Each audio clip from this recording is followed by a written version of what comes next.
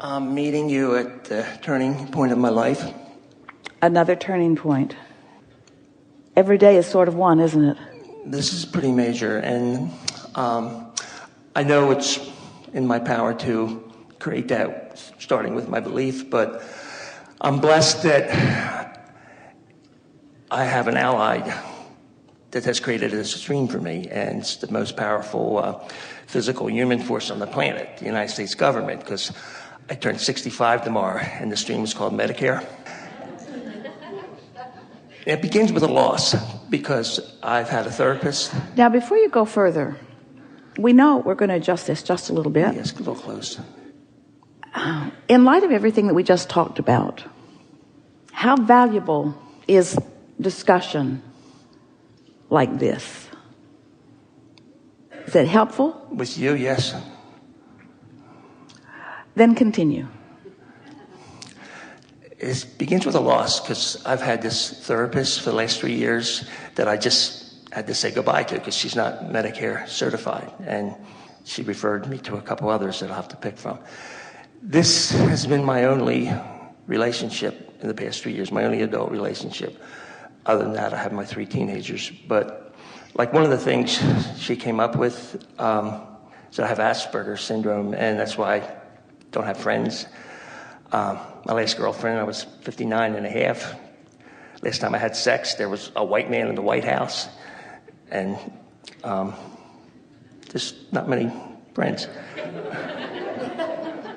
And, well, I've been on disability, Social Security disability for the last 3 years. All right, now stop just for a little bit, because we're going to help you. You're really going to like this. You're really, really going to like this conversation.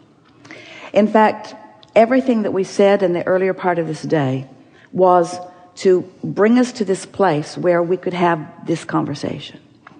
And we don't expect you to comprehend everything that we're saying all at once, because we're saying a lot all at once. But we're going to give you some key points of understanding that are going to make so much sense to you that it's going to set you into a whole new understanding, and therefore into a whole new point of attraction.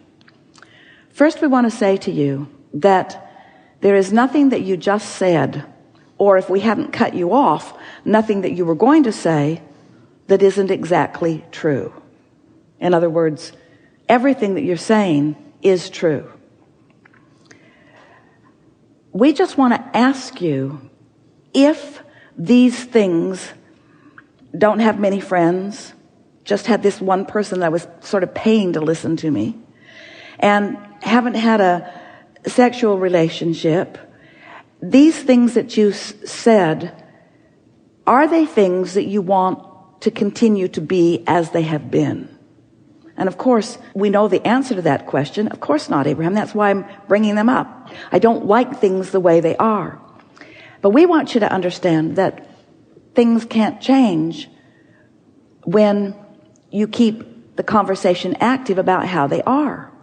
And it just must make you want to go crazy. In fact, it feels like that sometimes to all of you when we say to you, you've got to stop talking about how things are if you don't like them, because if they weren't the way I don't like them, I wouldn't feel the need to talk about them, Abraham. I feel that somebody needs to do something about it. And it's a sort of cry for help. All of you are doing it. Esther complains about having too much to do, thinking that somebody will come to her aid, but not enough people can come, you see, because they can't buck her current. Nobody can buck your current. The current that you've got going has to change. And the first thing that has to happen is you got to stop putting words to the things that are the way you don't want them to be, which we will admit is not an easy thing to do, because you've been trained in this life experience by many who have come before you to be truthful, to tell it like it is, and in a belief that you will get your assistance from them. Big part of you is looking forward to the assistance that you're going to get from Medicare, and we're glad about that too. But there's this feeling that I'm going to get help from someone, and that's what makes you state your case so often about how things are. Because let's face it, as you were growing up, the more independent you were, the less aid anyone gave you. And the more needy you were, the more aid people gave you. And so there's a sort of practiced vibration that started when you were really, really, really, really little. That is still going on, not just with you, with a whole lot of people. But you, blessed being that you are, bring us this exaggerated version of it so that we can talk about it in a very strong way. So we're just going to hit this head on in very blunt terms. You got to stop talking about how things are unless you like them. And you got to start talking about how you'd like things to be. I get that. What you're going to discover, this diagnosis that they've given you, we love it. We love that they've given you this diagnosis, because this is the way we interpret this diagnosis. This is infinite intelligence speaking to you, and you can take these words to the bank. It is our promise to you. If you can hear what we're going to say to you in our interpretation of this diagnosis, you are an intense focuser. You are like a dog on a bone. A good thing. An intense focuser. Which means when you're focusing on an issue that isn't pleasing you, momentum, momentum, momentum, momentum, momentum, momentum, momentum. When you're focusing on something that does please you, momentum, momentum, momentum, momentum, momentum. But the part you have not known is that in all of this, knowing what you don't want, you have launched more rockets about what you do want than anyone who has ever sat in this hot seat before. You have a vortex filled with such specific desire that high-flying vibration is incredible. And that's why the tug of war within you is so strong. So the combination of having a really fast-moving vortex and being a focuser, like a dog on a bone, focusing in opposition to what you want, that's what's causing that tension within you. And that's why they give you that label. And we're saying to you, with less effort than you think, you're going to be able to begin to turn your attention more to things that you do want. And it is our promise to you that when that momentum begins, that momentum that matches the momentum of who you really are, that ease will come over you. And that what you're wanting will begin to flow into your experience in a stronger way. Okay. I haven't really spoken to the main issue. Well, we don't want you to. But it's important. No, it isn't. Yeah. It is. Please. We know that it feels. We're going to stand on your toes. We know that it feels important to you. Good toes. We know. Runny nose. We know that it feels important to you. Itchy nose. We know that it feels. Funny toes. We know. Hole in Esther's sock. We know. And runner up her leg. We know that it feels. Snorted into the microphone. We know that it feels important to you. We know that it feels really important to you. But if you can, something called in Esther's throat, distract yourself. If you can distract yourself. If you can distract yourself from any issue that feels important, it will peter out. It will go away. But if you give it your undivided attention, it will get bigger and bigger and bigger and bigger. Momentum says that it has to. Law of attraction says that it has to. Can't get to the bottom of any issues. I need to talk about my son.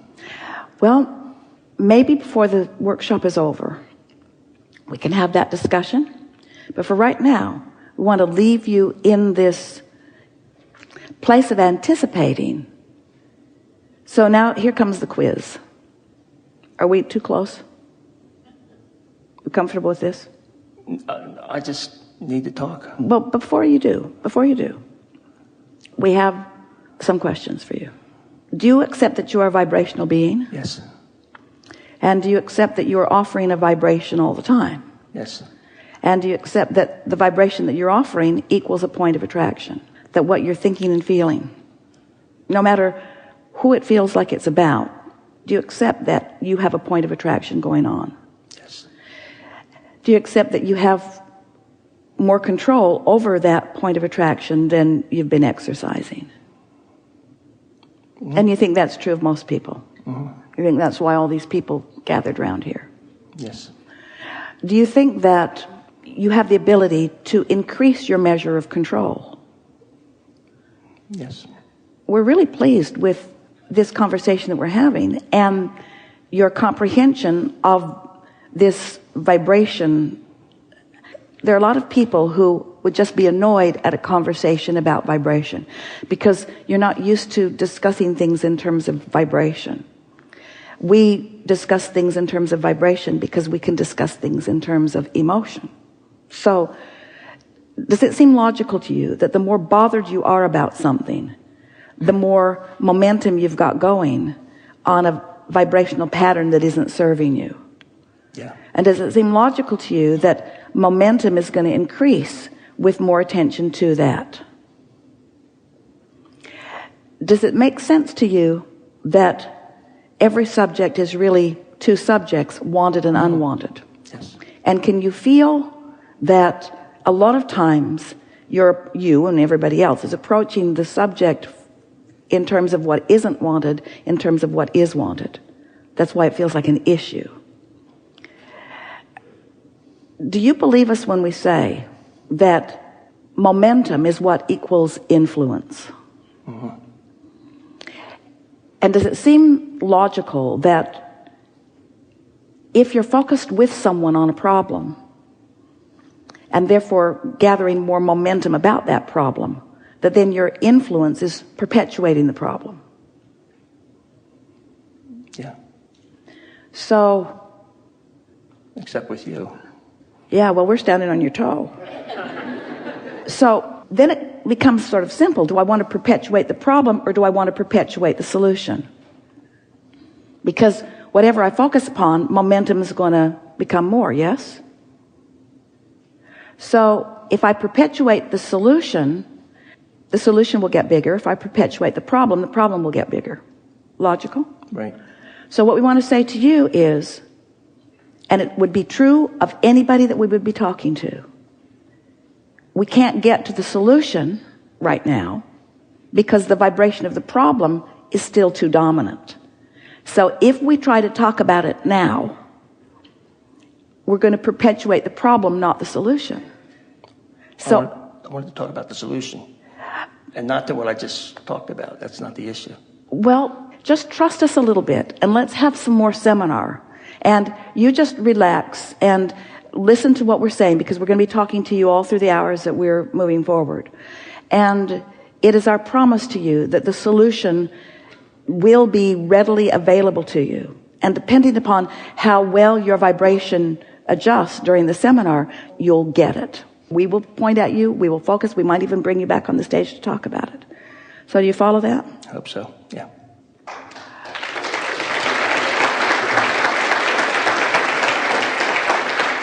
You've helped us say something more clearly than we've ever said it, that has been so long in coming. And that is, nobody ever gets to a solution by hammering away at the problem. You just don't. Because hammering away at the problem just keeps the momentum going. You got to find some way to break loose of it. So we'll end with this one really powerful point. You could have 10 things in your life that are major. One of them wonderful and 9 of them awful. And you could focus upon the one thing that's wonderful with us standing on your toe insisting that you do. And the other 9 would come up to speed with it and become wonderful too. That's power of influence. Or you could have 9 things that are wonderful and 1 thing that's awful. And you could focus on the 1 thing that's awful, and the other 9 things that were wonderful would become awful. In other words, your point of attraction influences everything that comes to you, everyone you interact with, everything you see. And you've got control over it, especially you, especially you.